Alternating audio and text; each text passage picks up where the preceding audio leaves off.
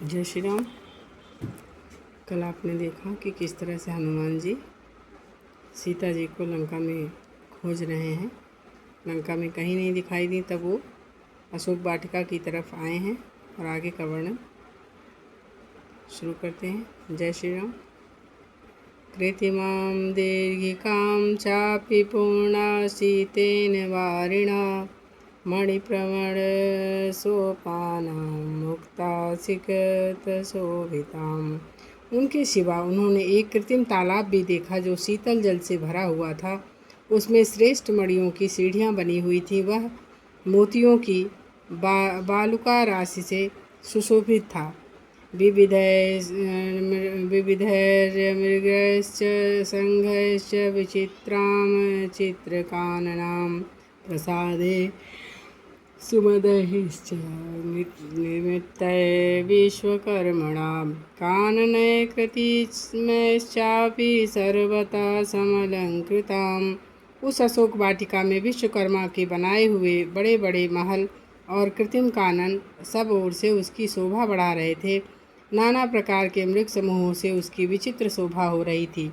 उस वाटिका में विचित्र वन उपवन शोभा दे रहे थे। ये केचिदः पादपास्त्रपुष्पमगफलोपगा सक्षन्ना सवितर्तर्दिका सर्वे सौवर्णवेदिका। वहाँ जो कोई भी वृक्ष थे वे सब फल फूल देने वाले थे, छत्र की भांति घनी छाया किए रहते थे। उन सब के नीचे चांदी की और सब उसके ऊपर सोने की वेदियाँ बनी हुई थीं। लता प्रतानैर्बहुरिभिः पर्णैश्च बहुभिर्वृतां काञ्चनी शीशम्पामेकां ददर्श च महाकपिः वृत्तां हेममयीभिस्तु वेदिकाभिः समन्ततः। तदंतर महाकपि हनुमान ने एक सुवर्णमयी सिसपा का वृक्ष देखा जो बहुत ही लता वितानों से अगणित पत्तों से व्याप्त था। वह वृक्ष भी सब ओर से सुवर्णमयी वेदिकाओं से घिरा हुआ था। सोऽपश्यद् भूमिभागाश्च नगप्रवणानि च सुवर्णवृक्षान् परान् ददर्श शिखिसन्निभान् च। इसके सिवा उन्होंने और भी बहुत से खुले मैदान, झरने, पहाड़ी, झरने और अग्नि के समान दीप्तिमान सुवर्णमय वृक्ष देखे। तेषां द्रुमाणां प्रभया मेरोरिव महाकपिः अमन्यतः तदा वीर कांचनोऽस्मीति सर्वतः। उस समय वीर महाकपि हनुमान ने सुमेरु के समान उन वृक्षों की प्रभा के कारण अपने को भी सब ओर से सुवर्णमय ही समझा। तान कांचनान वृक्षगणान मारुतेन प्रकम्पितान किंकरी शतनिर्घोषान् दृष्ट्वा विस्मयागमत्। सुपुष्पितान् गृहान् रुचिरास्तरुणाङ्गकुलपल्लवान्। वे सुवर्णमय वृक्ष समूह जब वायु के झोंके खाकर हिलते थे तो उनसे सैकड़ों घुंघरुओं के बजने सी आवाज़ की मधुर ध्वनि होती थी। वह सब देखकर हनुमान जी को बड़ा विस्मय हुआ। उन वृक्षों की डालियों में सुंदर फूल खिले हुए थे और नए नए अंकुर तथा पल्लव निकले हुए थे, जिससे वे बड़े सुंदर दिखाई देते थे। तारुमारुहा महावेगा शिंशपां पर्णसंवृतां इतो दीक्षामि वैदेही रामदर्शन लालसाम्। इतश्चेतस्य दुःखार्ता संपतन्ति यदृक्षया। महान वेगशाली हनुमान जी पत्तों से हरी भरी उस शिशंपा पर यह सोचकर चढ़ गए कि मैं यहीं से श्री राम जी के दर्शन के लिए उत्सुक हुई उन वैदेह नंदिनी सीता को देखूंगा जो दुख से आतुर हो इच्छा अनुसार इधर उधर आती जाती होंगी। अशोकवनिका चयं दृढ़ं रम्या दुरात्मना चन्दनैश्च कम्पैश्चापि बकुलैश्च विभूषिता।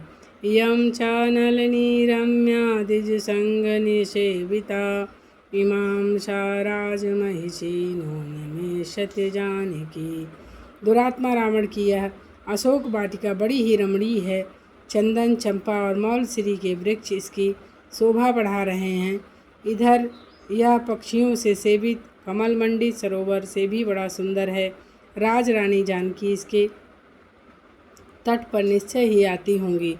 स राम राजमहिषी राघवस्य प्रिया सती, वन संचार कुशला ध्रुव में शति जानकी। रघुनाथ जी की प्रियतमा राज रानी रामा सती साध्वी जानकी वन में घूमने फिरने में बहुत कुशल हैं। वे अवश्य इधर आएंगी। अथवा मृगाशावाक्षी वनस्यास्य विचक्षणा, वनमेष्यति साध्येहं राम चिंता सुकर्षिता। अथवा इस वन की विशेषताओं के ज्ञान में निपुण मृग शावक नैनी सीता आज यहाँ इस तालाब के तटवर्ती वन में अवश्य पधारेंगी, क्योंकि वे रामचंद्र जी के वियोग की चिंता से अत्यंत दुर्बल सी हो गई होंगी और इस सुंदर स्थान में आने से उनकी चिंता कुछ कम हो सकेगी। राम शोकाभिसंतप्ता सा देवी वामलोचना, वनवासरता नित्यमेष्यते वनचारिणी। सुंदर नेत्र वाली सीता भगवान श्री राम के विरह शोक से बहुत ही संतप्त होंगी। वनवास में उनका सदा ही प्रेम रहा है, अतः वे वन में विचरती हुई इधर अवश्य आएंगी। वने चारणां संततं नूनं स्पृहते पुरा, रामस्य दयिताचार्या जनकस्य सुता सुति सती। श्री राम की प्यारी पत्नी सती साध्वी जनक नंदिनी सीता पहले निश्चय ही वनवासी जंतुओं से सदा प्रेम करती रही होंगी, अतः यहाँ उनके दर्शन की संभावना ही है।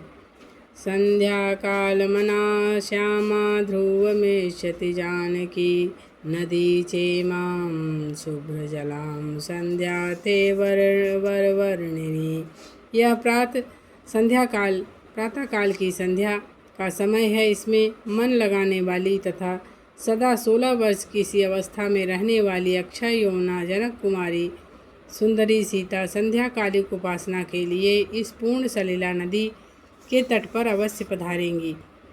तस्याश्चप्युनुरूपेयमशोकवानिका शुभायां पार्थिवेन्द्रस्य पत्नी रामस्य सम्मताम्।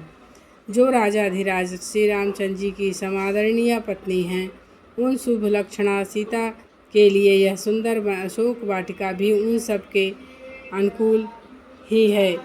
यदि जीवति सा देवी ताराधीप निभानना, आगमष्यति सावश्यमिमां शीत जलाम नदीम। यदि चंद्रमुखी सीता देवी जीवित है तो वे इस शीतल जल वाली सरिता के तट पर अवश्य पदार्पण करेंगी। एवं तो मत्वा हनुमान महात्मा प्रतीक्षमाणो मनोजेन्द्र पत्नीम् अवेक्षमाणमाश्च ददर्श सर्वसुपुष्पते पर्णघने निलीन। ऐसा सोचते हुए महात्मा हनुमान जी ने नरेंद्र पत्नी सीता के शुभागमन की प्रतीक्षा में तत्पर हो सुंदर फूलों के सुशोभित और घने पत्तों वाले उस अशोक वृक्ष पर छिपे रहकर उस संपूर्ण वन पर दृष्टिपात करते रहे। सह वीक्षमाणस्त्रस्थो मार्गमाणस्य मैथिलीम् अवेक्षमाणस्य मही सर्वा तामन्ववैक्षत। उस अशोक वृक्ष पर बैठे बैठे हनुमान जी संपूर्ण वन को देखते और सीता जी को ढूंढते हुए वहाँ की सारी भूमि पर दृष्टिपात करने लगे। संतानकलताभिश्च पादपैरुशोभितां दिव्यगन्धर्वशोपेतां सर्वतः समलंकृतां। वह भूमि कल्पवृक्ष की लताओं और वृक्षों से सुशोभित थी, दिव्य गंध और दिव्य रस से परिपूर्ण थी और सब ओर से सजाई गई थी। तां सनंदन संकासा मृग पक्षिभिरामृतां हर्म प्रसादा संबाधा कोकिला कुलनीश्वनां। मृगों और पक्षियों से व्याप्त होकर वह भूमि नंदनवन के समान शोभा पा रही थी। अट्टालिकाओं तथा राजभवनों से युक्त थी तथा कोकिल समूहों की काकली से कोलाहलपूर्ण जान पड़ती थी। काञ्चनोत्पलपद्मभिर्वापिभिरूपशोभितां ब्रह्मासनकुथोपेतां बहु भूमिगृहायुतां। सुवर्णमय उत्पल और कमलों से भरी हुई बावड़ियाँ उसकी शोभा बढ़ा रही थी। बहुत से आसन और कालीन वहाँ बिछे हुए थे। अनेकानेक भूमिगृह वहाँ शोभा पा रहे थे। सर्वत्र कुसुमय रम्ये फलवद्भिश्च पादपै पुष्पितानां शोकानां श्रिया सूर्योदय प्रभाम। सभी ऋतुओं को फूल देने वाले फलों से भरे हुए उस रमणीय वृक्ष को उस भूमि को विभूषित कर रहे थे। खिले हुए अशोकों की शोभा से सूर्योदय काल की सी छटा सी छिटक रही थी। प्रदीप्तामिव तत्रस्थो मारुतः समुदयक्षतः निष्पत्र शाखां विहगय क्रियमाणामिवासिकृत। पवन कुमार हनुमान ने उस अशोक पर बैठे बैठे ही उस दमकती हुई वाटिका को देखा और वहाँ से उस पक्षी उस वाटिका को बार बार पत्रों और शाखाओं से हीन कर रहे थे।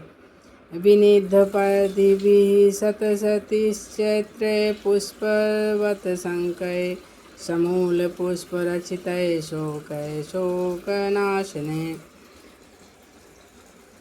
पुष्पभारतिभारैश्च स्पृशद्भिरिव मेदिनीं कर्णिकारैः कुसुमतैः किशुकैश्च सुपुष्पितैः।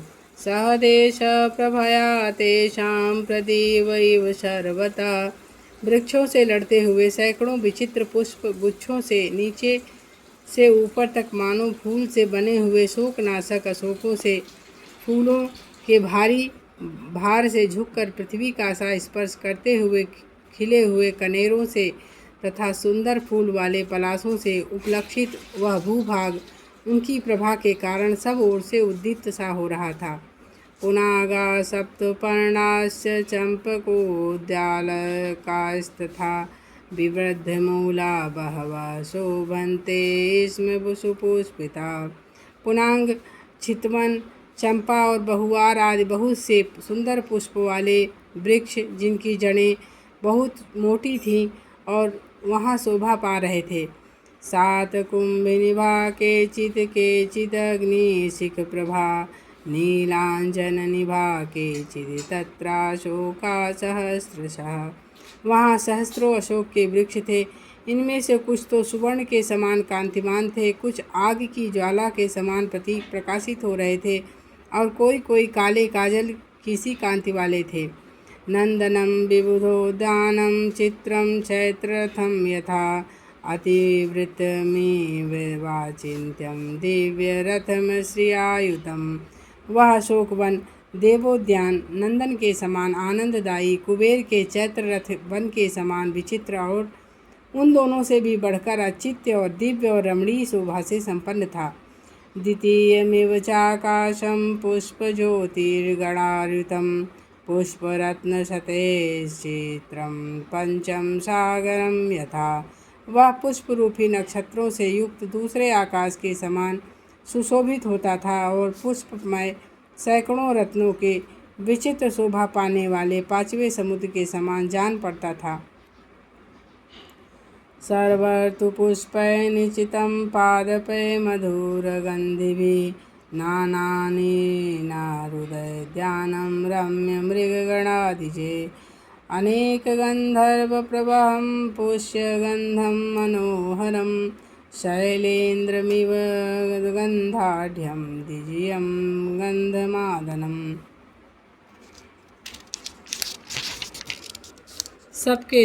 सब ऋतुओं में फूल देने वाले मनोरम गंधयुक्त वृक्षों से भरा हुआ तथा भांति भांति के कलरव करने वाले मृगों और पक्षियों से सुशोभित वह उद्यान बड़ा रमणीय प्रतीत होता था। वह अनेक प्रकार की सुगंध का भार वहन करने के लिए पवित्र गंध से युक्त और मनोहर जान पड़ता था।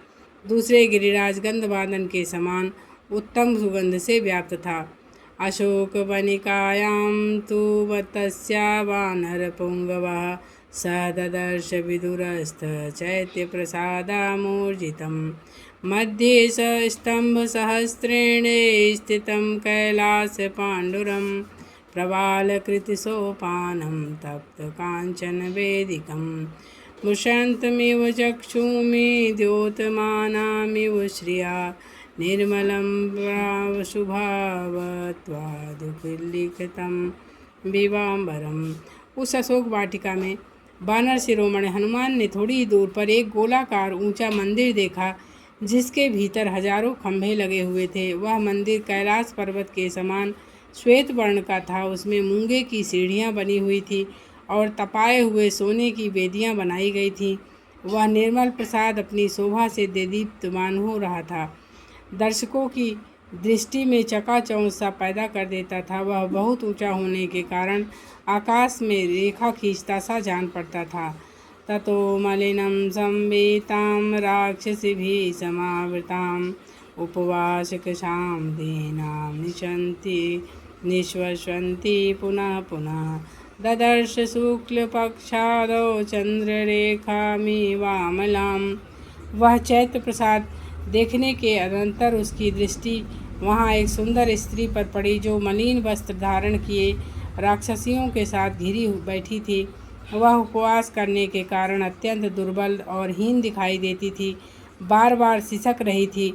शुक्ल पक्ष के आरंभ में चंद्रमा की कला जैसी निर्मल और कृश दिखाई देती थी, वैसी ही वह दृष्टिगोचर भी होती थी। मंद प्रख्यायमानेन रूपेण रुचिरप्रभां पिनद्धाम धूमजालेन शिखामिव विभावसो। धुंधली सी स्मृति के आधार पर कुछ कुछ पहचानने जानने वाले उस अपने रूप से वह सुंदर प्रभा बिखेर रही थी और धुएं से ढकी हुई अग्नि ज्वाला के समान प्रतीत हो रही थी। पीतनयकेन संविता क्लिष्टनोत्तम वाससा संपङ्कमनकाराव विपद्मिव पद्मनीम। एक ही पीले रंग के पुराने रेशमी वस्त्र से उसका शरीर ढका हुआ था। वह मलिन अलंकार शून्य होने के कारण कमलों से रहित पुष्पकिणी के समान श्रीहीन दिखाई देती थी। पीड़ितां दुख संतप्ता परिक्षीणां तपस्विनीं गृहेणांगारकेणेव पीड़ितामिव रोहिणीं। वह तपस्विनी मंगल ग्रह के आक्रांत रोहिणी के समान शोक से पीड़ित, दुख से संतप्त और सर्वथा क्षीणकाय हो रही थी। अश्रुपूर्ण मुखी दीनां कृशामनकशनेन च शोक ध्यानं परां दीनां नित्य दुख परायणाम्। उपवास से दुर्बल हुई वह दुखिया नारी के मुंह पर आंसुओं की धारा बह रही थी और वह शोक और चिंता में मग्न हो दीन दशा पे पड़ी हुई निरंतर दुख में ही डूबी रहती थी। प्रियं जनं पश्यन्ति राक्षसी गणं स्वगणेन मृगीहीना स्वगणेन वृतामिव। वह अपने प्रियजनों को तो नहीं देख पाती थी, उसकी दृष्टि के समक्ष सदा राक्षसियों का समूह बैठा रहता था, जैसे कोई मृगी अपने यूथ से बिछड़कर कुत्तों के झुंड से घिर गई हो। यही दशा उसकी भी हो रही थी। नीलगा नागा भया वेण्या जघनं गतयकया नीलया नीरदापाये वनराजा महिमिव।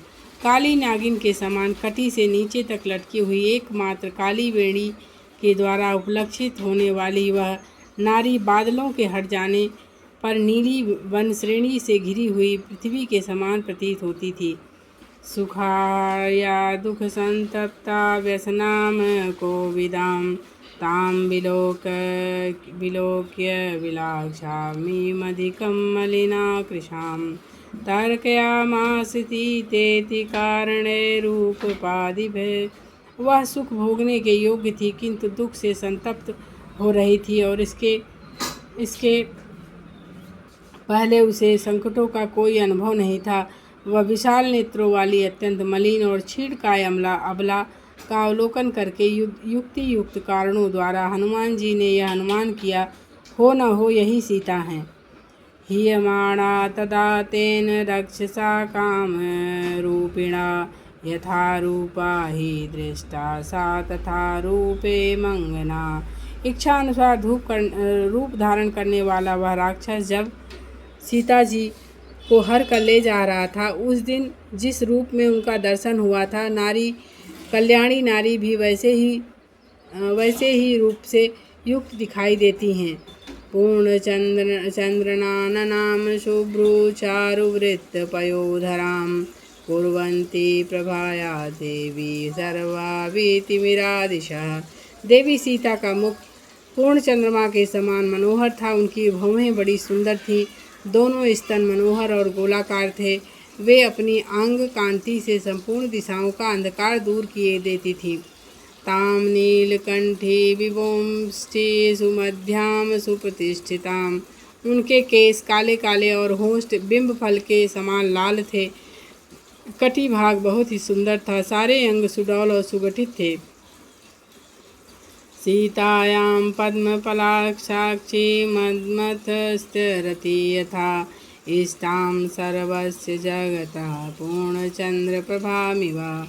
भूमौ सुतनुमासीनां नियतामिव तापसीं निःश्वासबहुलाम्भिरूं भुजगेन्द्रवधूमिव। कमल नयनी सीता कामदेव की प्रेसी रति के समान सुंदरी थीं और पूर्ण चंद्रमा की प्रभा के समान समस्त जगत के लिए प्रिय थी। उनका शरीर बहुत ही सुंदर था। वे नियम परायणा तापसी के समान भूमि पर बैठी थीं। यद्यपि वे स्वभाव से ही भीरु और चिंता के कारण बार बार लंबी सांस खींचती थीं, तो भी दूसरों के लिए नागिन के समान भयंकर थीं। शोक जालेन महता विततेन सराजितिं संसक्ता धूमजालेन शिखामिव विभावसो। वे विस्तृत महान शोक जाल से आच्छादित होने के कारण विशेष शोभा नहीं पा रही थी। धुएं के समूह से मिली हुई अग्निशिखा के समान दिखाई देती थी। ताम स्मृतिमिव संदिग्धा मध्यमिव निपतिमतामिव विहतामिव श्रद्धामाशां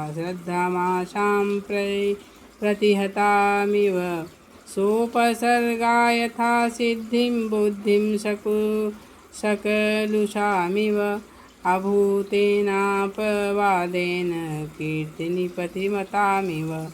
वे संदिग्ध अर्थ वाली स्मृति, भूतल पर गिरी हुई सिद्धि, टूटी हुई श्रद्धा और भग्न की आशा, विघ्नयुक्त सिद्धि, कलुषित बुद्धि और मिथ्या कलंक से भ्रष्ट हुई कीर्ति के समान जान पड़ती थी। रामोपरोध्य व्यथितां रक्षो गणनिपीडितां अबलां मृगशावकी वीक्षमाणां ततस्तता।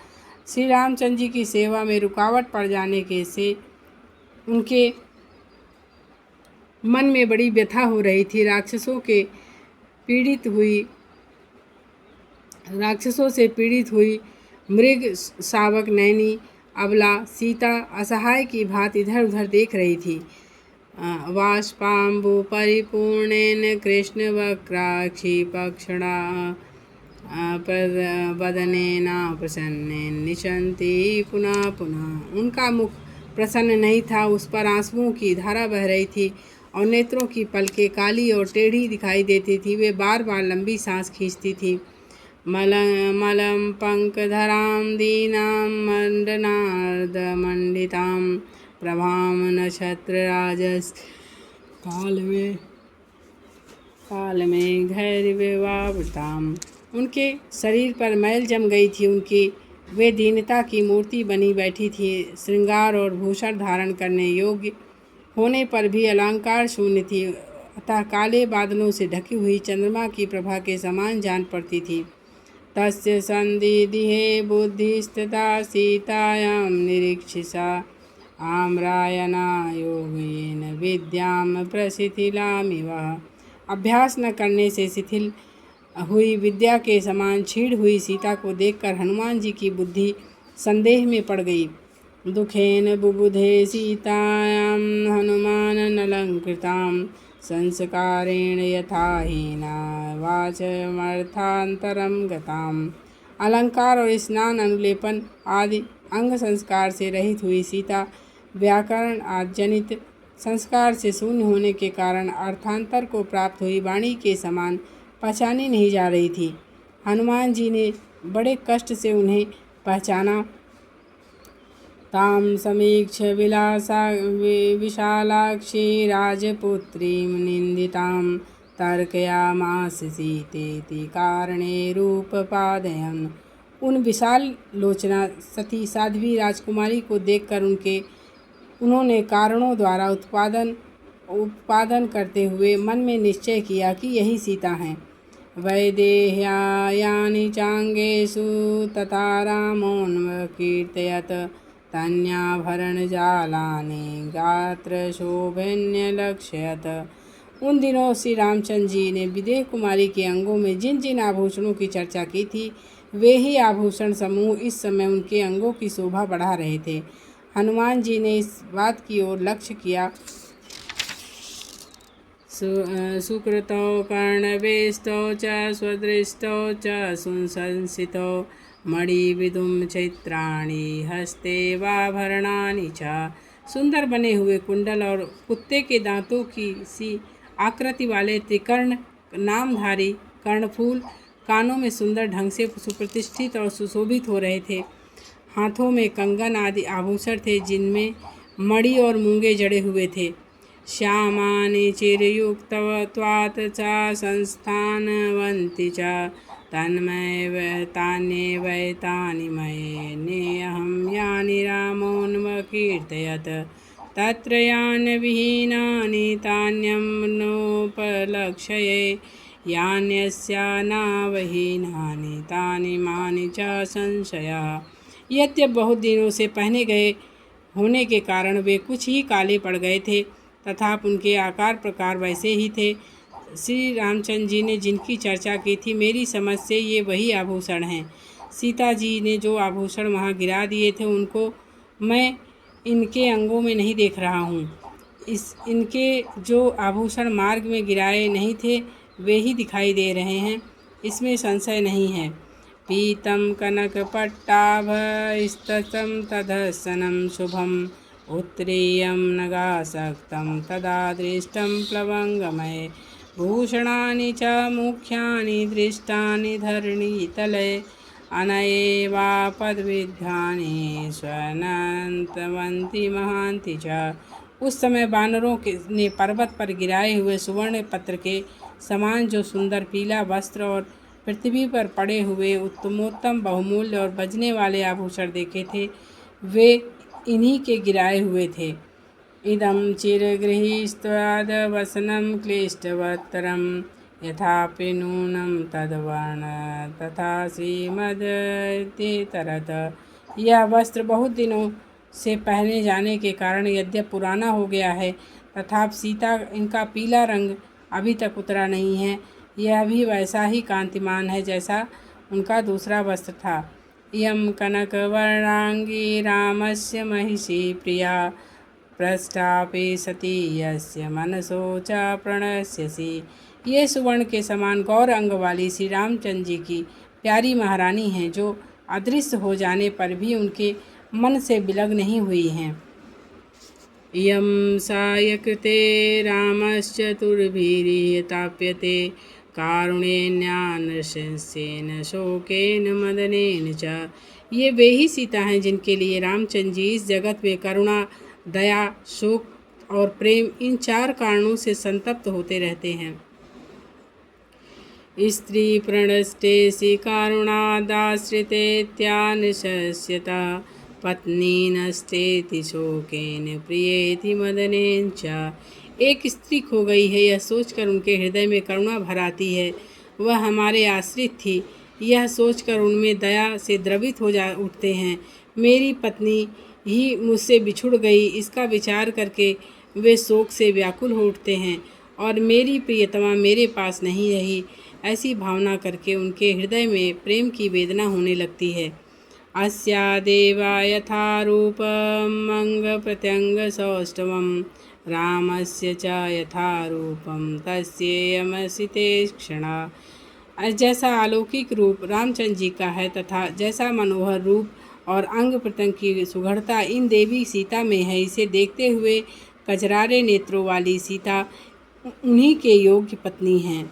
अस्या देव्यमदस्तिस्तस्य चास्या प्रतिष्ठितं तेनेयं स च धर्मात्मा मुहूर्तपिम जीवति। इन देवी का मन श्री रघुनाथ जी में और रघुनाथ जी का मन इनमें लगा हुआ है, इसीलिए ये तथा धर्मात्मा श्री राम जीवित हैं। इनके मुहूर्त मात्र जीवन में भी यही कारण है। दुष्करम कृतवान रामो हीनो यदनया प्रभु धारयत्यात्मनो देहम न शोकनाशवसीदति। इनके बिछुड़ जाने पर भी भगवान श्री राम जो अपने शरीर को धारण करते हैं, शोक से शिथिल नहीं हो जाते हैं। यह उन्होंने अत्यंत दुष्कर कार्य किया है। एव सीतां तथा दृष्ट्वा हष्टपमन संभवा जगाम मनसा रामं प्रशंस च तं प्रभुम्। इस प्रकार उस अवस्था में सीता का दर्शन पाकर पवन पुत्र हनुमान जी बहुत प्रसन्न हुए और वे मन ही मन श्री राम के पास जा पहुँचे। उनका चिंतन करने लगे। सीता जैसी साध्वी को पत्नी रूप में पाने से उनके सौभाग्य की भूरि भूरि प्रशंसा करने लगे।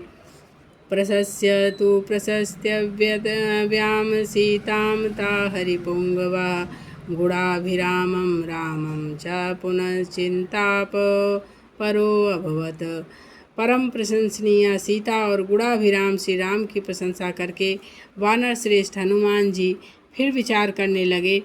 सह मुहूर्तमिव ध्यात्वा बाष्पपर्याकुलेक्षणः सीतामाश्रित्य तेजस्वी हनुमान विललापः। लगभग 2 घड़ी तक कुछ सोच विचार करने पर उनके नेत्रों से आंसू भर आए और वे तेजस्वी हनुमान सीता के विषय में इस प्रकार विलाप करने लगे। मान्या गुरु विनीतस्य लक्ष्मणस्य गुरु प्रिया यदि सीता ही दुखार्ता कालो ही दुरतिक्रमः। अहो, जिन्होंने गुरुजनों से शिक्षा पाई उन लक्ष्मण के बड़े भाई श्री राम की प्रियतमा सीता भी यदि इस प्रकार दुख से आतुर हो रही हैं, तो यह कहना पड़ता है कि काल का उल्लंघन करना सभी के लिए अत्यंत कठिन है। रामस्य व्यवसायज्ञा लक्ष्मणस्य च धीमतः नात्यर्थ शुभन्ते देवी गंगेव जलदागमे। जैसे वर्षा ऋतु आने पर देवी गंगा अधिक क्षुब्ध नहीं होती हैं, उसी प्रकार श्री राम तथा बुद्धिमान लक्ष्मण के अमोघ पराक्रम का निश्चित ज्ञान रखने वाली देवी सीता भी शोक से अधिक विचलित नहीं हो रही हैं। तुल्यशीलवयोवृत्तां तुल्याभिजनलक्षणां राघवो अहर्ति वैदेही तं चेयमसि ते क्षणा। सीता के शील, स्वभाव, अवस्था और बर्ताव श्री राम के ही समान है। उनका कुल भी उन्हीं के तुल्य महान है। अतः श्री रघुनाथ जी विदेह कुमारी सीता के सर्वथा योग्य हैं तथा ये कजरारे नेत्रों वाली सीता भी उनके योग्य हैं। तां दृष्ट्वा नवहेमाभालोककान्तामिव श्रियं जगाम मनसा रामं वचनछेदं ब्रवीत। नूतन सुवर्ण के समान दीप्तमती लोक कमनीया लक्ष्मी जी के समान शोभामयी सीता को देखकर हनुमान जी ने श्री रामचंद्र का स्मरण किया और मन ही मन इस प्रकार कहा। अस्या हेतो विशालाक्षा हतो बाली महाबलः रावण प्रतिमो वीरे कबंधश्च निपातितः। इन्हीं विशाल लोचना सीता के लिए भगवान श्री राम ने महाबली बाली का वध किया और रावण के महान पराक्रमी कबंध को भी मार गिराया। विराधश्च हंत संख्ये राक्षसो भीमक्रमः वने रामेण विक्रम्य महेंद्रेणेव शंभर।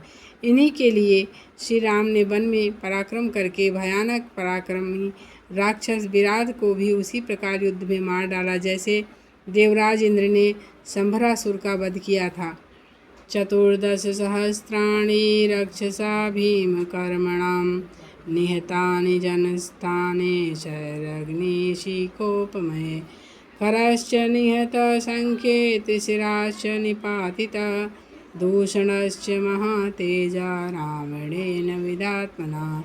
इन्हीं के कारण आत्मज्ञानी रामचंद्र जी ने जनस्थान में अपने अग्निशिखा के सदृश तेजस्वी बाणों द्वारा भयानक कर्म करने वाले 14,000 राक्षसों को काल के गाल में भेज दिया और युद्ध में खर, त्रिशिरा और महातेजस्वी दूषण को भी मार गिराया।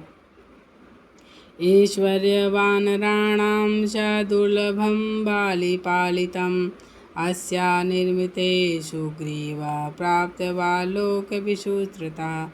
वानरों का यह दुर्लभ ऐश्वर्य जो बाली के द्वारा सुरक्षित था, इन्हीं के कारण विश्वविख्यात सुग्रीव को प्राप्त हुआ है। सागरश्च मया क्रांतः श्रीमान् नदनदीपतिः अस्या हेतो विशालाक्षा पुरी चेयं निरीक्षिता। इन्हें विशाल लोचना सीता के लिए मैंने नदियों के स्वामी श्रीमान समुद्र का उल्लंघन किया और इस लंकापुरी को छान डाला। यदि राम समुद्रांता मेदिनी परिवर्येत अस्या कृते जगच्चापि युक्त मुक्तेव मे मति। इनके लिए तो यदि भगवान श्री राम समुद्र पर्यंत पृथ्वी और सारे संसार को भी उलट देते तो भी वह मेरे विचार से उचित ही होता। राज्यं वा त्रिषु लोकेषु सीता वा जनकात्मजा त्रैलोक्यराज्यं सकलसीतायां नाप्नुयात कलाम। एक ओर तीनों लोकों का राज्य और दूसरी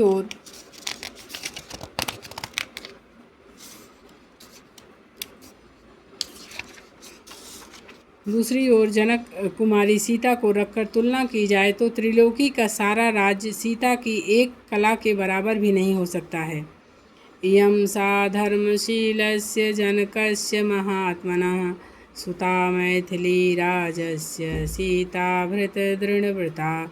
ये धर्मशील मिथिला नरेश महात्मा राजा जनक की पुत्री सीता पतिव्रत धर्म से बहुत दृढ़ हैं। उत्थिता मेदिनी भित्वा क्षेत्रे हलमुख क्षते पद्मरेणुनिभय क्रीडां शुभय केदार पांशुभि। जब हल्के मुख से खेत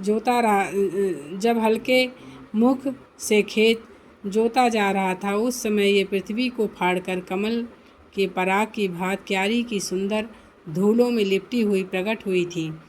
विक्रांतस्याशीलस्य संयुगेष्वनिवर्तिनः विष्णुषा दशरथशेषा ज्येष्ठा राज्ञो यशस्विनी। जो परम पराक्रमी श्रेष्ठ शील स्वभाव वाले तथा युद्ध से कभी पीछे न हटने वाले थे, उन्हीं महाराज दशरथ की ये यशस्विनी ज्येष्ठ पुत्रवधू हैं। धर्मज्ञ कृतज्ञस्य रामस्य विदितात्मनः इयं सा दयिता भार्या राक्षसी वशमागता। धर्मज्ञ कृतज्ञ और आत्मज्ञानी भगवान श्री राम की ये प्यारी पत्नी सीता इस समय राक्षसियों के बस में पड़ गई हैं। सर्वान् भोगान् परित्यज्य भृत्य स्नेहबलात् कृता अचिन्तित्वा कष्टानि प्रविष्टा निर्जनं वनम्। ये केवल पति प्रेम के कारण सारे भोगों को लात मारकर विपत्तियों का भी कुछ न विचार करके श्री रघुनाथ जी के साथ निर्जन वन में चली आई थी। संतुष्टा फलफूलेन भृत शुश्रूषा परा या पराम भजते प्रीति बने अपि भवने यथा। यहाँ आकर फल फूलों से संतुष्ट रहती हुई पति की सेवा में लगी रहती रहीं और वन में भी उन्हें उसी प्रकार प्रसन्न करती रहती थीं जैसे राजमहलों में प्रसन्न रहा करती थीं। सेयं कनकवर्णांगी नित्यं सुस्मित भाषिणी सहते यत्नामेतामनर्थानां भगिनी। वे ही ये सुवर्ण के समान सुंदर अंग वाली सदा मुस्कुराकर बात करने वाली सुंदरी सीता, जो अनर्थ भोगने के योग्य नहीं थी, इस यातना को सहन करती हैं। इमां तु शीलसम्पन्नां द्रष्टुमिच्छति राघवः रावणेन प्रथिमितां प्रपामिव पिपासितः। यद्यपि रावण ने इन्हें बहुत कष्ट दिए हैं तो भी ये अपने शील, सदाचार और सतीत्व के से संपन्न हैं। अतः जैसे प्यासा मनुष्य पौजले पर जाना चाहता है, उसी प्रकार से रघुनाथ जी इन्हें देखना चाहते हैं।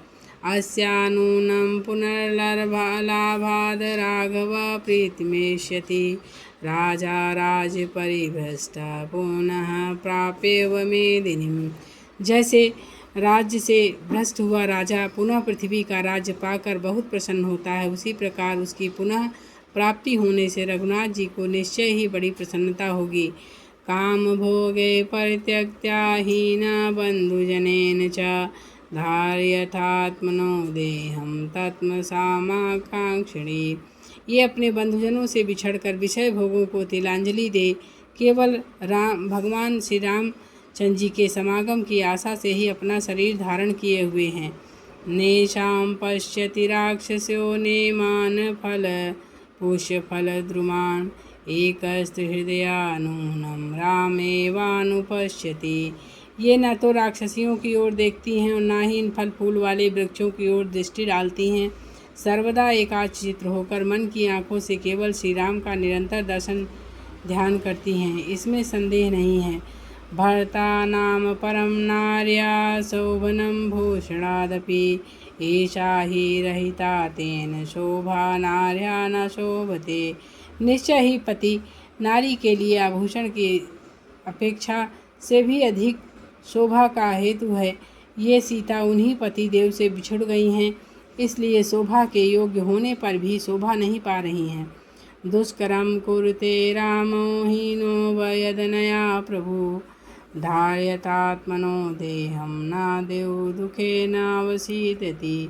भगवान श्री राम इनसे बिछुड़ जाने पर भी जो अपने शरीर को धारण कर रहे हैं, दुख से अत्यंत शिथिल नहीं हो पा जाते हैं। यह उनका अत्यंत दुष्कर कर्म है। इमाम स्थिति के शांतां शतप्रत निभेक्षणां सुखार्या दुखितां ज्ञात्वा ममापि व्यवथितं मनः।